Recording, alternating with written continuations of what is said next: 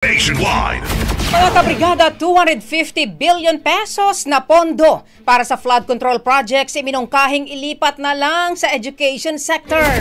Brigada Haji Caaminio, ibrigada mo. Brigada Live Report. Mas makabubuting ilipat na lamang umano sa sektor ng edukasyon ang 250 billion pesos na pondo para sa flood control project sa bansa.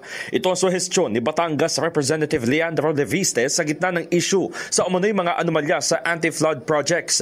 Sinabi ni Leviste na maaaring ilaan ang naturang pondo sa edukasyon upang masolusyonan na ang kakulangan sa classrooms na naitala ng Department of Education sa 165,000. Mismong si Pangulong Bongbong Marcos na anya ang nagpahayag na posibleng maging source ng korupsyon na ang flood control projects. Kaya ang pondo ay mainam na idagdag na lang sa pagpapatayo ng bagong silid-aralan na may alokasyon lamang na 13 billion pesos. Punto ng kongresista, kung pagbabasehan ng substandard at overpriced projects ng DPWH, magiging mas matalinong pa siya na gamitin ang pera ng taxpayers sa pagtugon sa classroom gaps kaysa flood control projects sa 2026.